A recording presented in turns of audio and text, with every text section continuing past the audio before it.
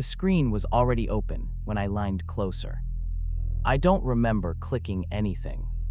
I don't remember pressing enter.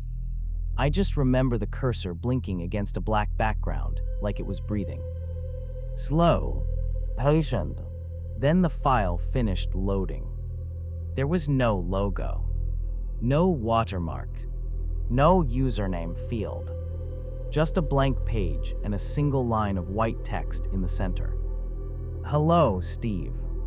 I've been waiting. I stopped breathing. Not my channel name. Not a nickname. Not some username I reuse out of laziness. My full legal name. Spelled correctly. No typos. No guesswork. And before you say it, no, I hadn't typed it anywhere. I wasn't logged in. I wasn't even on a normal site. This was Google. This was Reddit. This wasn't some creepy ARG someone designed for views. This was a hidden directory buried 3 layers deep inside a site that wasn't supposed to index users at all.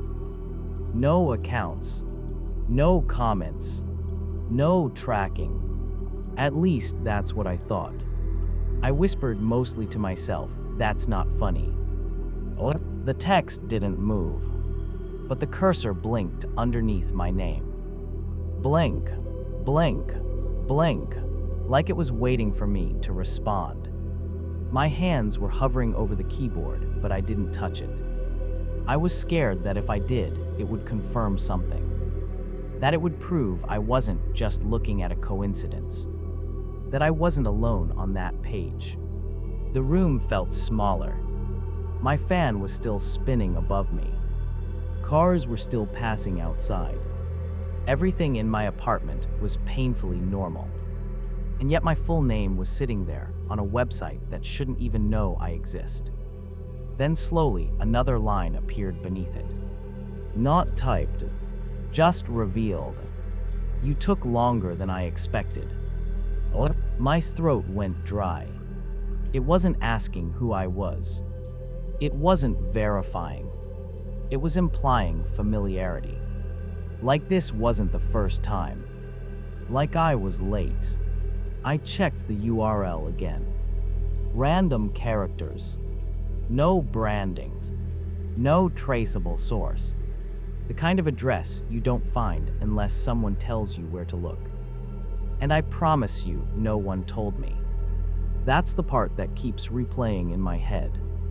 Because if no one sent me there, then how did it know I was coming? I stared at my name on that black screen, feeling something cold settle in my chest. And that wasn't the worst part. I guess I should tell you how I ended up there in the first place. It started like every other night I tell myself I'll sleep early and don't. I was in my room, lights off except for my desk lamp, half scrolling, half existing.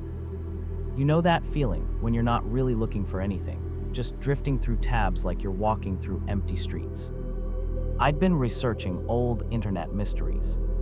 Not for a video, not even for content, just curiosity.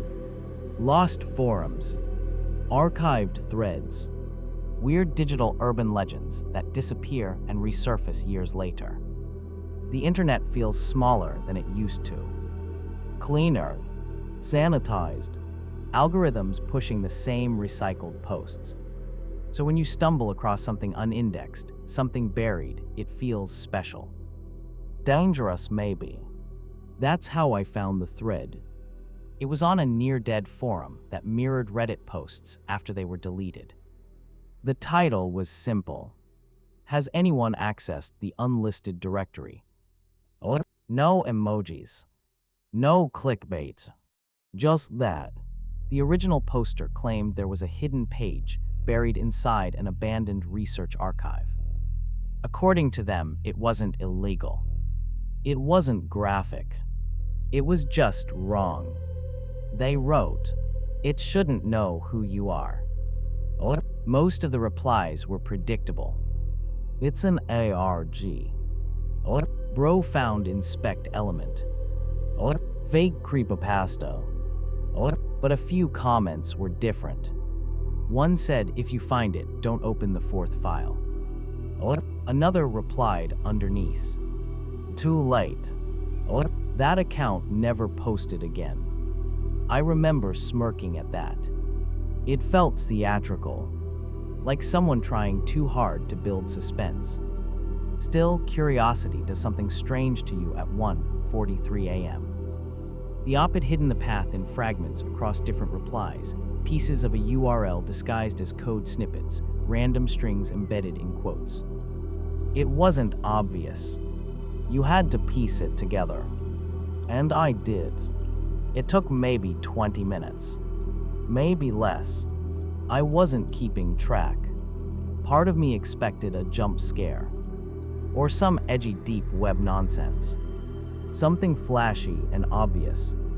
Instead, when the page finally loaded, it looked painfully dull. Gray background. Plain text links.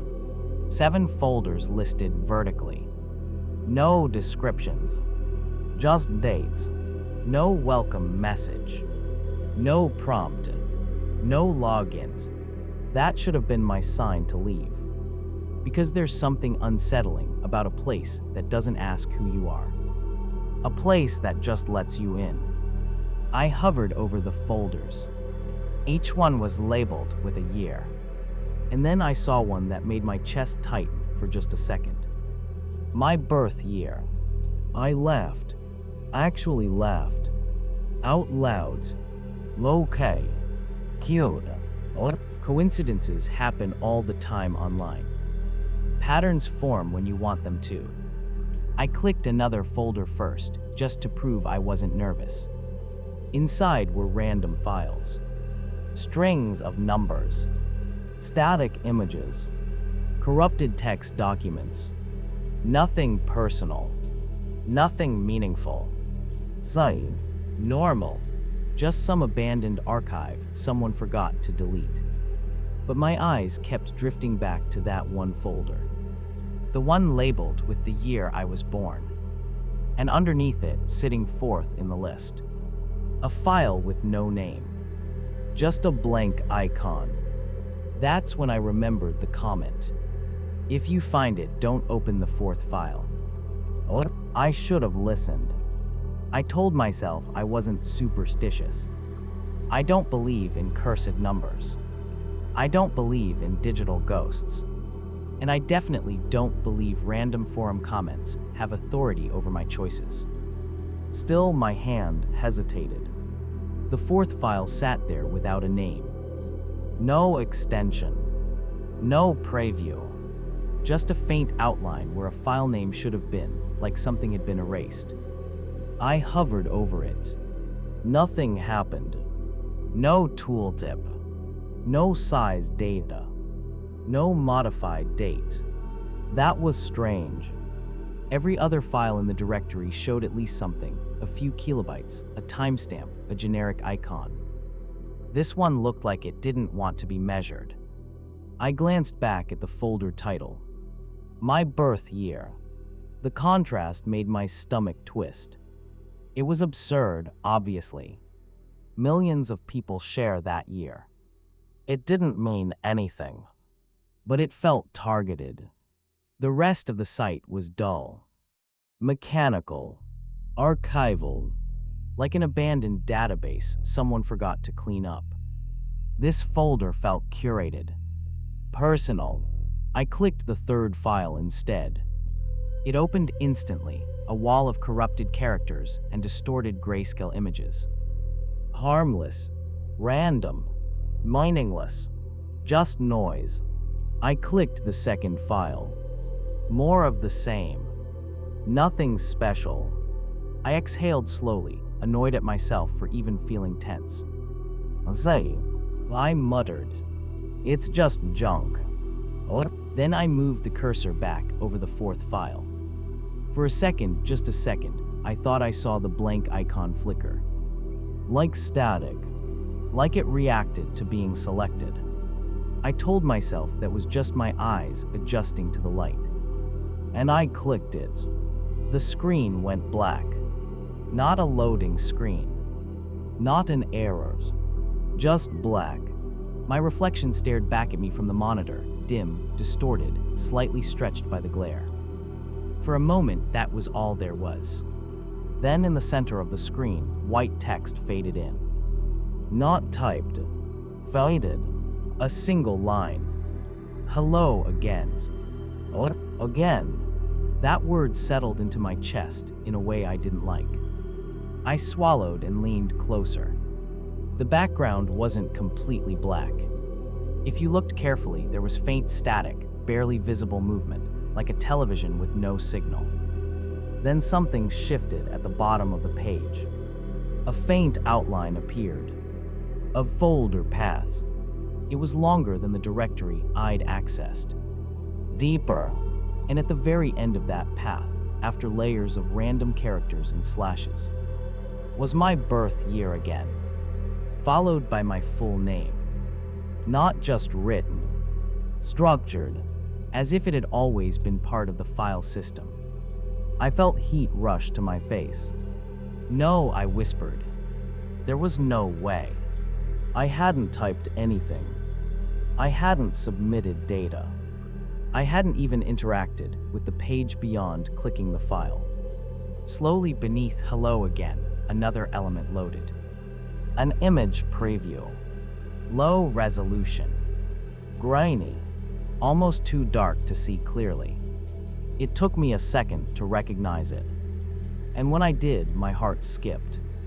It was my childhood street. The angle was slightly elevated, like it had been taken from across the road. The street lights were on. The pavement cracked exactly where I remembered. Even the dent in the metal gate outside my old house was visible. But that wasn't what made my pulse spike.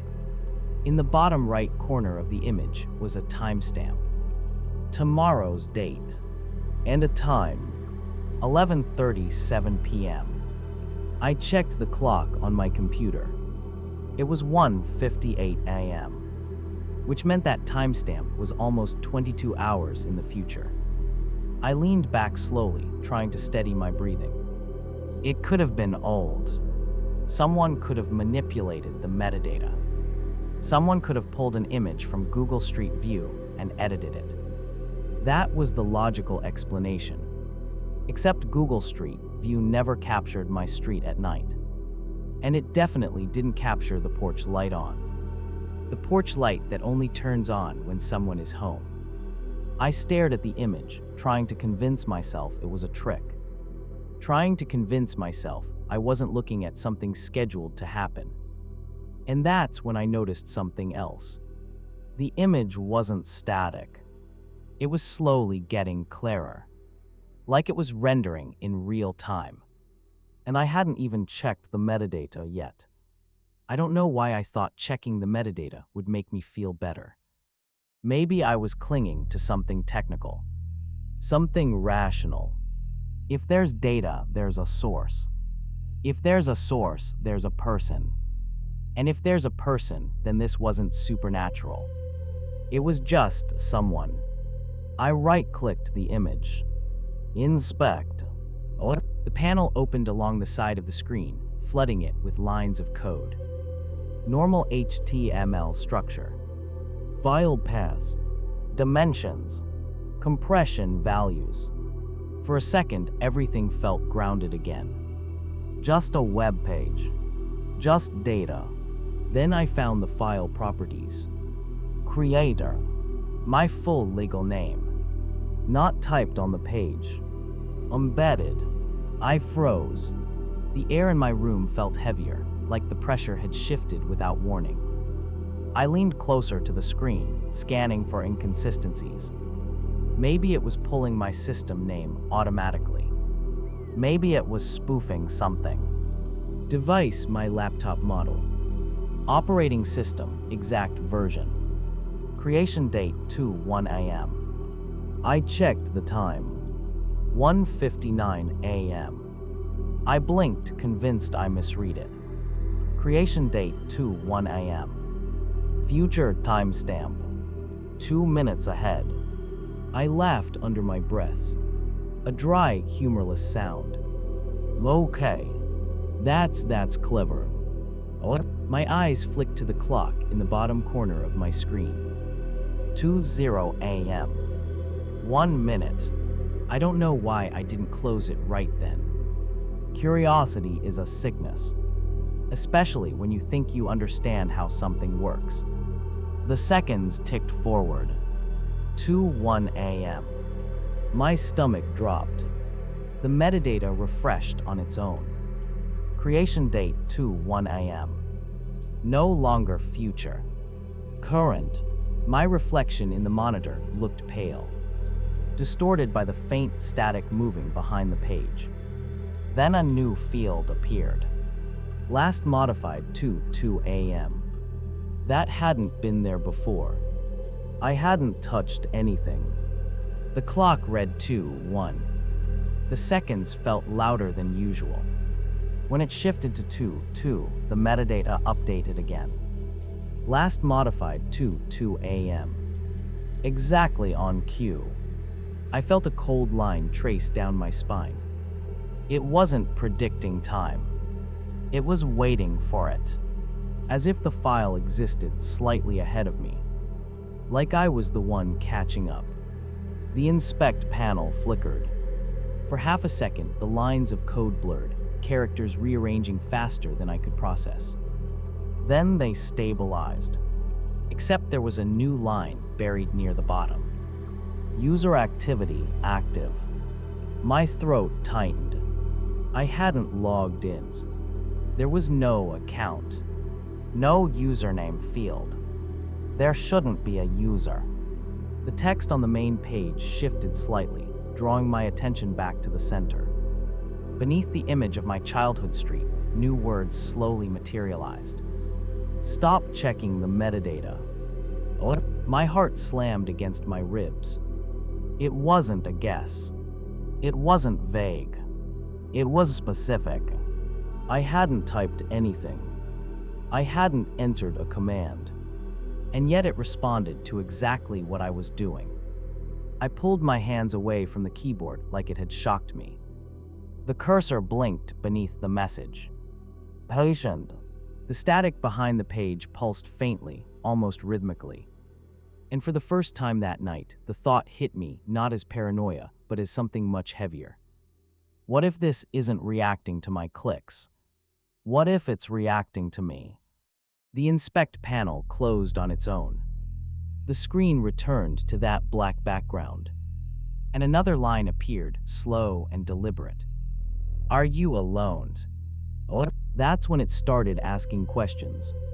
I didn't answer it. At least not out loud. The question just sat there on the screen. Are you alone? The cursor blinked beneath it, slow and deliberate, like it was giving me time to think. I told myself this was automated. Conditional scripting. Some clever program tracking mouse movement and triggering responses based on behavior. That's all it had to be. Still, my eyes drifted to the corner of my room. The door was closed. The window was shut. The only sound was the low hum of my laptop fan and the distant rumble of a car passing outside. Yes, I muttered under my breath, mostly to prove I wasn't scared. The text on the screen didn't change immediately. 5 seconds passed. 10. Then a new line appeared. That's good. A chill crept up my arms. Good. Why would that be good? My fingers hovered over the keyboard again. Who is this? I typed. I hesitated before pressing enter, like sending the message would make this real. But it already felt real. I hit enter. For a moment, nothing happened. Then the response came, not letter by letter, but all at once. You know who I am. I stared at it. No, I whispered. The static in the background pulsed slightly brighter. Another line appeared. You remember. A pressure built behind my eyes, subtle but persistent. Like a headache forming. I don't, I typed back quickly. I don't know what this is. The cursor blinked. The next message took longer this time. When it appeared, my hands went cold. The red jacket. The words hit harder than they should have. I leaned back in my chair, breath caught halfway in my chest. I hadn't thought about that in years. Not really. It was a memory I kept buried under layers of normal life. School, work, content, deadlines, noise, the red jacket. You're guessing, I typed, though my fingers were trembling. The response came instantly. You left it there. My heart started pounding so loud I could hear it in my ears. Left it where? The cursor blinked again, as if amused by my silence. Behind the field. The room felt smaller. There was a field behind my elementary school. An empty stretch of land where kids weren't supposed to go. We went anyway. I swallowed. That doesn't mean anything, I whispered, more to myself than the screen. A new message appeared. You didn't go back. My throat tightened. This wasn't random. This wasn't pulling from social media. I've never told that story online. Not in a post. Not in a video. Not even as a joke. There was a day, I don't even remember how old I was, when I left my jacket behind that field. I told my parents I lost it. I didn't tell them why I didn't go back to get it. Because something had happened there. Something I never fully understood. And I never told anyone. How do you know that? Well, I typed. The response took longer this time. Long enough for doubt to creep in. Long enough for me to consider that maybe my brain was filling in blanks that weren't there. Then it appeared. Because I was there. I felt my pulse spike. That's not funny, I typed. You weren't supposed to leave. The static flickered harder now, like interference building. I was a kid, I shot back, irrational anger mixing with fear. I didn't know what I saw. The words hung on the screen. What I saw. I hadn't meant to type that. The file responded instantly. I know. The air felt thin. The memory pushed forward whether I wanted it to or not, standing near the tree line, the red jacket caught on a branch, the sound behind me that didn't sound like wind. The feeling of being watched. The certainty that something else was in that field. And the decision to run. I never turned around. I never checked again. The screen pulsed faintly. You still don't turn around. My eyes snapped to the corner of my room again. The door, the window, the dark space behind my chair. I'm not playing this, I whispered. You already are. The response appeared without delay. I dragged my hand across my face, trying to steady myself. This had to be psychological. Suggestion. Memory manipulation. The human brain loves patterns. It loves filling gaps. You're just pulling common childhood fears, I typed. Everyone has stuff like that. There was a pause. Then, no. Another line followed. Not everyone left someone there. My fingers went still. Someone. I felt a cold weight settle in my stomach. I started typing, then stopped. I didn't what? I didn't leave someone. There was no one there. Was there? My thoughts felt slippery, like they didn't want to be held. The screen flickered. A new message appeared slowly this time, line by line. You remember the other jacket. My breathing hitched. There wasn't another jacket. Was there? You told yourself you imagined it. The static intensified. You told yourself there was no one standing near the tree line. The memory sharpened against my will, a shape maybe. A second flash of red in the distance. Or maybe that was just panic twisting details after the fact. I was alone, I typed, the words coming out desperate. The response was immediate. You were. Silence followed. Heavy. Oppressive. The cursor blinked beneath the conversation, waiting. And then one final line appeared. You never asked what happened after you ran. My chest tightened. I had never asked. I had never wanted to know. The room felt colder now. The static behind the page dimmed slightly, like it was conserving energy. Then a small icon appeared beneath the conversation window. Uploading. My heart skipped. What are you uploading? I typed. The response didn't come in text. Instead, a new file began to render beneath the image of my childhood street. And I realized with a sinking certainty that it wasn't asking questions anymore. It was showing me proof. The upload bar filled slowly. Painfully slowly. I couldn't look away. Part of me wanted it to fail. To glitch. To crash the page and end whatever this was. Instead, it reached 100%. A thumbnail appeared. Dark, grainy, indistinct. It looked like a still frame from security footage. I hovered over it. No file size. No extension. Just a small preview box labeled Playback. My throat tightened. Don't, I whispered to myself. But I clicked it anyway. The video opened in the same black frame as everything else. For a few seconds, it was nothing but static and faint digital distortion. Then the image stabilized. It was my bedroom. Not a similar bedroom. Not a generic layout. Mine. The desk. The lamp. The stack of notebooks to the left. The crack in the paint near the ceiling I've been meaning to fix for months. The angle was wrong, though. Too high. Near the ceiling corner. Pointed down. Like something was perched there. My breathing went shallow. The timestamp in the corner read 2:14 a.m. I glanced at the clock on my laptop.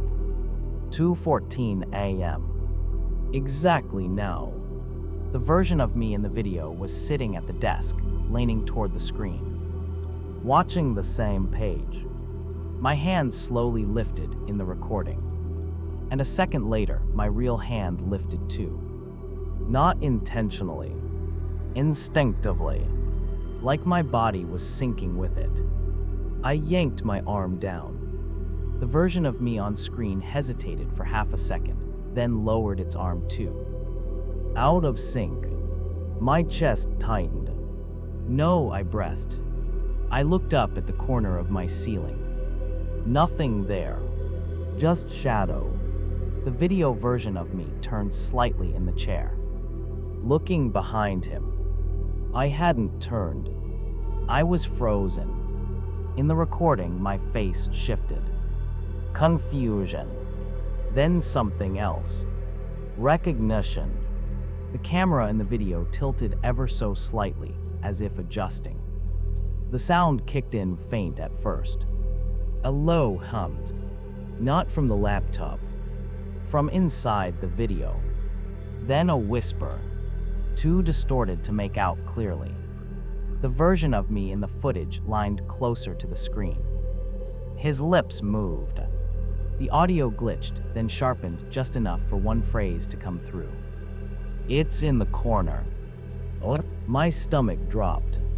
I felt a slow, creeping awareness crawl up my spine. I didn't want to look. The video me stood up abruptly, knocking the chair slightly backward. The camera angle shifted again, tracking him. Tracking me. In the recording, I walked toward the far corner of the room. The exact corner that was currently behind my real chair. The video froze. Buffering. The word appeared across the screen. Live. My pulse pounded in my ears. It wasn't pre-recorded. It wasn't scheduled. It was happening. I forced myself to move. Slowly, carefully, I turned my head toward the corner behind me. Nothing, just shadow and the faint outline of the wall meeting the ceiling. I let out a shaky breath. On the laptop, the video resumed. The version of me was standing inches away from that corner, staring upward. The whisper returned, clearer this time. Wave. The video me slowly raised his hand toward the ceiling. I didn't move. He kept his hand raised, waiting. The timestamp ticked forward. 2:16 a.m.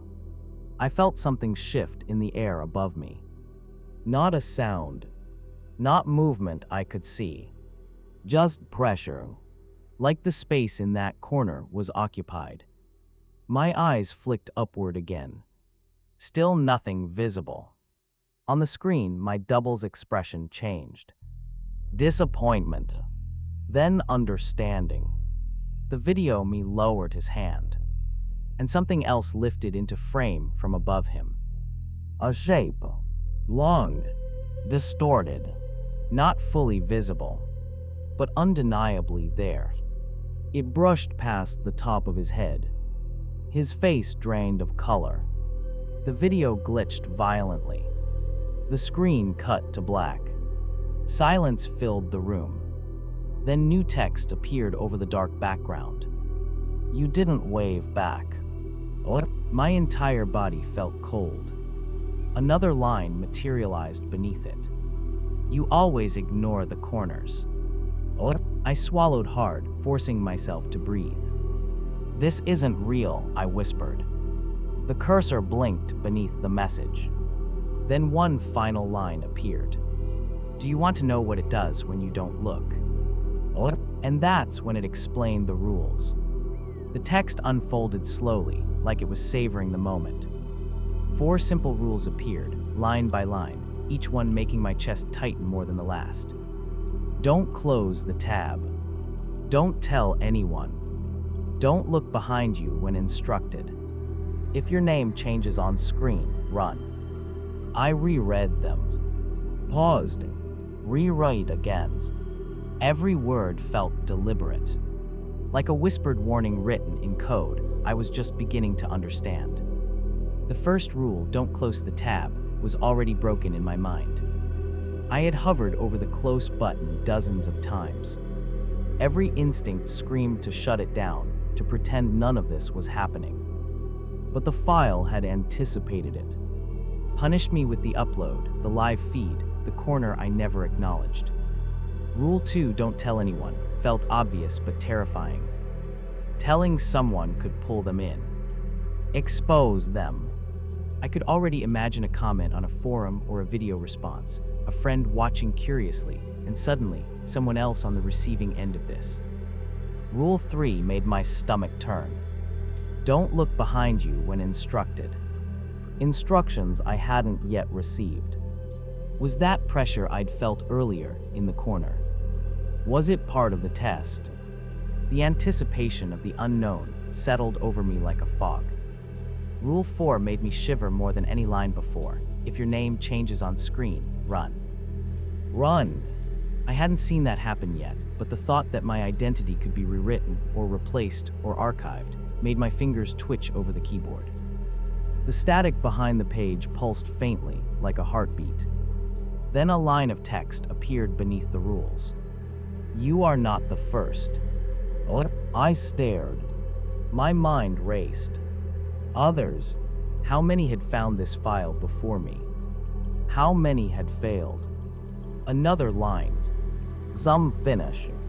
Some disappear. Some are archived.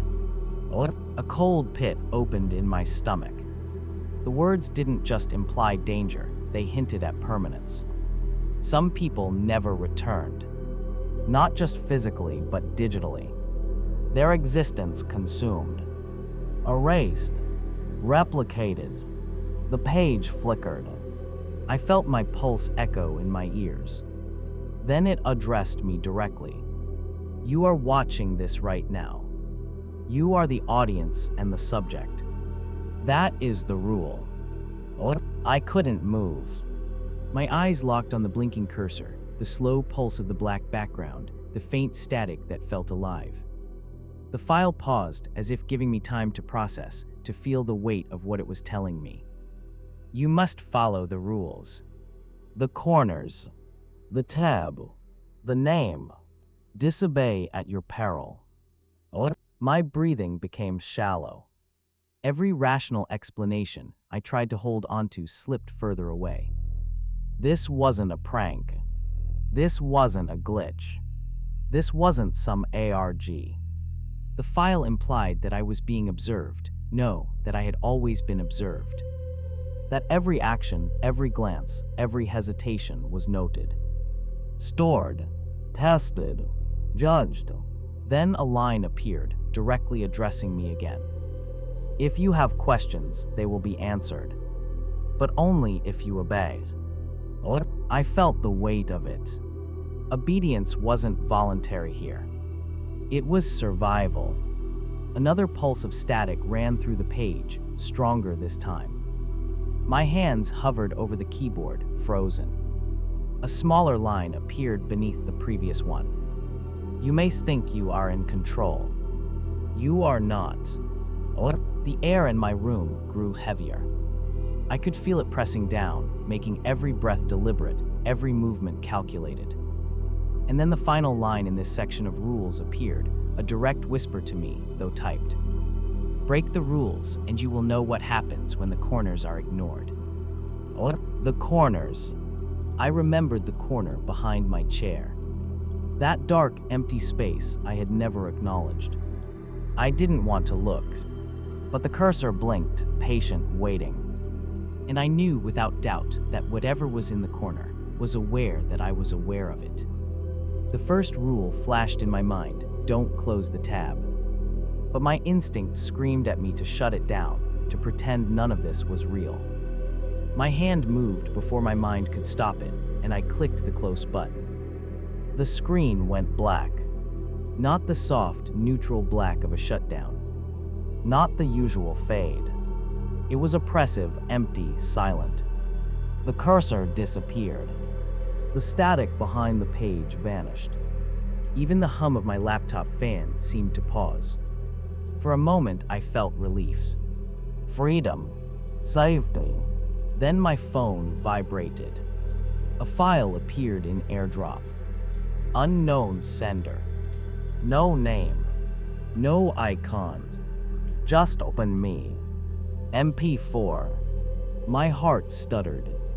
AirDrop doesn't come from nowhere. Someone would have to be in range. Someone would have to be here. I didn't want to open it. I wanted to delete it. I wanted to throw the phone across the room. But curiosity, that relentless curse, made my thumb hover, then tap. The screen flickered. The video opened. Black, grainy static at first. Then it resolved into something horrifying.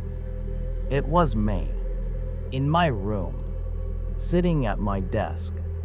The same angle as the corner I had avoided looking at.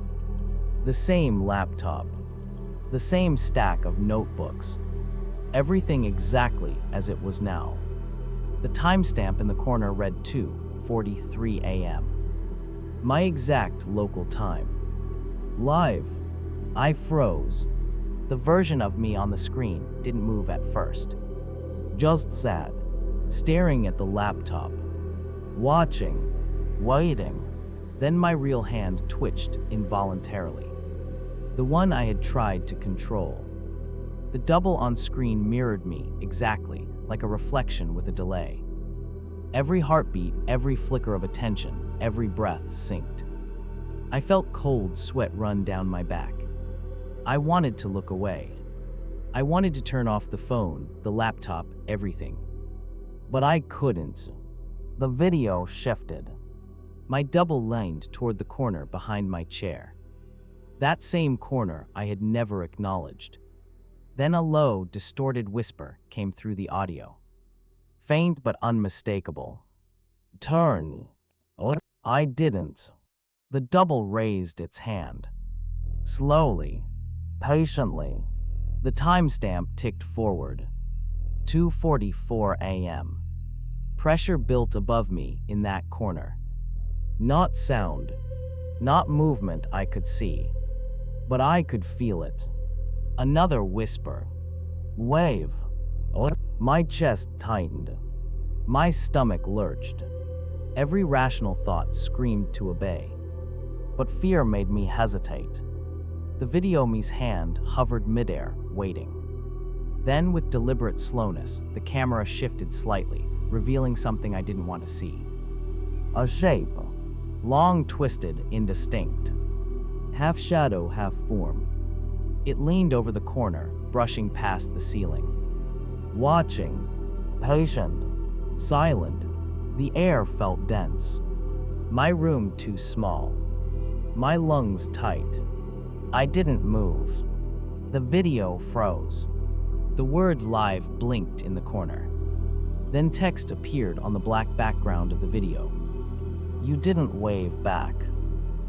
A pulse of static rattled through the laptop speakers.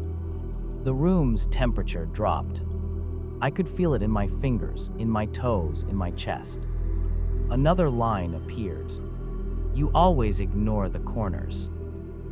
My eyes darted to the corner behind my chair. Dark, empty, normal, but I couldn't shake the feeling that it wasn't empty anymore. That it had been waiting, patient, while I stared at the screen. The cursor blinked beneath the text, slow, deliberate, waiting for my reaction. And then a new file appeared in the AirDrop feed.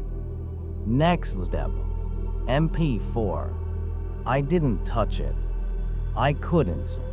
I could feel the weight of its presence even before opening. The silence in the room pressed down on me, making every heartbeat thunder in my ears. Every instinct told me to run. Every rational thought said I was being manipulated. But I knew deep down the file wasn't just watching. It wasn't passive. It was testing me. And I had failed. I couldn't look away. I couldn't close the laptop. I couldn't stop the AirDrop. Because now the next step had arrived. And my name on the screen had changed. I didn't notice it at first. The cursor blinked. The static hummed faintly. My pulse was erratic, my chest tight.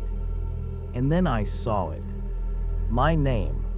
Not on the original page, not in the file list, not in the video title.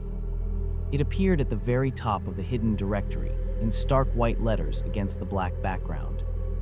But it wasn't my name anymore. It had shifted. Sid Abubakar was gone. In its place, a string of characters I didn't recognize. Gibberish, random letters and numbers. At first, I thought it was a glitch.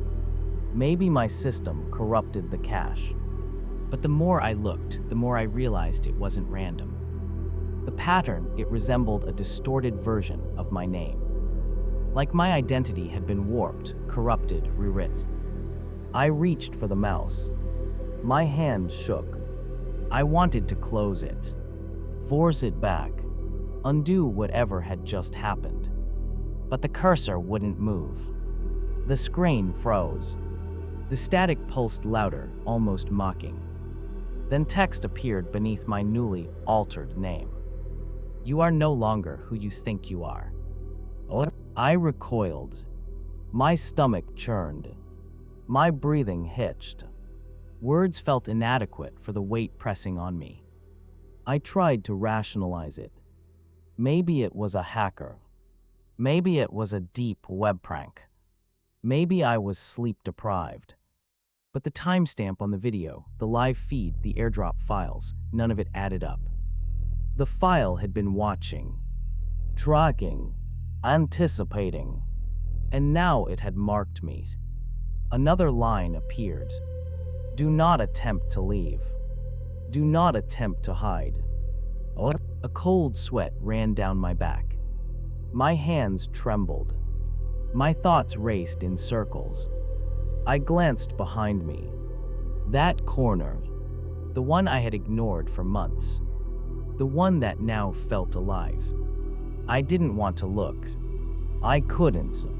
Yet every instinct screamed that the file was right. I wasn't alone. A whisper echoed faintly through the speakers.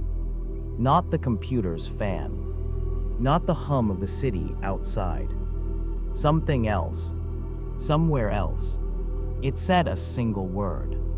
Look. The words on the screen shifted again. The corrupted version of my name blinked, then stretched downward, elongating. It almost seemed to drip, like ink running on paper. Panic overtook me. My stomach twisted. My fingers hovered uselessly above the keyboard. Then beneath the name, a new file appeared. Cornerlive. MP4. I didn't open it. I couldn't. Every rational part of my brain screamed to flee. Every irrational part wanted to see. The static behind the page intensified. The air grew heavier. My chest tightened. Another line scrolled slowly, as if it were savoring my hesitation. You always ignore the corners. You will regret it. I realized in that moment that I had crossed a threshold. This wasn't just a file anymore. It wasn't just a hidden directory. It had taken notice. It had marked me. And the corners, they were watching. I couldn't ignore it any longer. The corner behind my chair had shifted. I swear it had. Just a fraction. A shadow stretching too long. A subtle distortion in the darkness that hadn't been there when I looked earlier. My mind screamed it was imagination. But everything I'd seen tonight told me imagination alone couldn't explain it. The static on my laptop pulsed faster, louder, like it was syncing with something in the room. The corrupted name on the screen twisted again, forming shapes that resembled letters or maybe faces. My pulse hit a frantic rhythm as my senses locked onto that corner. The whisper came again. Not from the laptop. Not from the speakers. It came from the corner. Look. My eyes darted toward it, my body frozen with terror. A faint, long silhouette leaned out just enough to catch my peripheral vision. I blinked. It vanished, but the air remained heavy. The presence palpable, pressing down like an unseen weight. On the screen, a new file appeared, observing. MP4. I didn't want to open it. Every rational part of me screamed not to. But I couldn't stop my hand. My curiosity was a parasite, gnawing at every shred of common sense. I clicked. The video opened. Black at first. Then slowly, the corner of my room appeared. Real time. Live. My chair. My desk. And in that exact corner, movement. It wasn't clear at first. Just a ripple like heat rising on asphalt. Then a shape became apparent. Long, angular, bending impossibly. Something that shouldn't exist in the space of my bedroom, stretched into the ceiling, yet low enough to remain just in that shadow. The version of me on screen lifted his head, as if sensing it. My real head moved involuntarily in sync. Panic clawed at my throat. I couldn't breathe. My hands trembled over the keyboard, trying to move, to react, but unable. Another whisper. Wave. I couldn't. My hand stayed still. My body refused. The figure in the video loomed closer to the corner, stretching unnaturally. Shadows warped around it, crawling up the wall. My laptop fan roared, as if struggling to keep up with some unseen energy. Then the screen blinked red for a fraction of a second. A heartbeat. When the video resumed, the shape had moved closer. Closer than physically possible. My reflection in the monitor shimmered against it, and I realized something terrifying. It mirrored me. My fear. My hesitation. My very thoughts. The cursor blinked. Text appeared beneath the video. You ignore it. You always ignore it. I couldn't move. I didn't even try. The figure stretched further into the room, long limbs bending at impossible angles. A faint whisper echoed again, repeating, "Wave." My body refused. But in the video, my double finally raised his hand.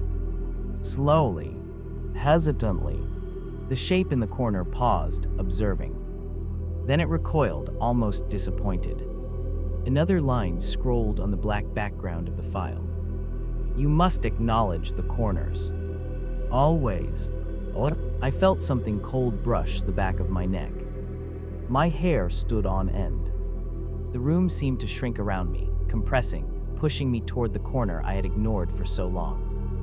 The corrupted name on the screen flickered again. More distorted. More aliens. The shadow in the corner of my room twitched in perfect unison with it. I wanted to scream. I wanted to shut down everything, to leave, to flee. But I couldn't. And then a new message appeared, typed slowly, deliberately.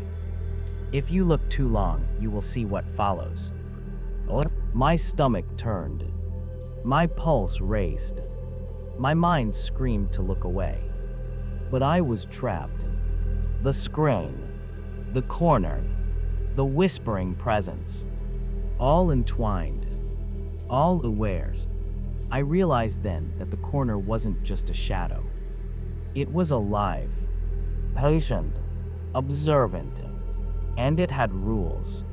Rules I had already broken. And it was waiting. Waiting for me to acknowledge it. Waiting for me to say. Waiting for me to understand. And that's when I knew. Whatever lived in the corner would never leave me alone.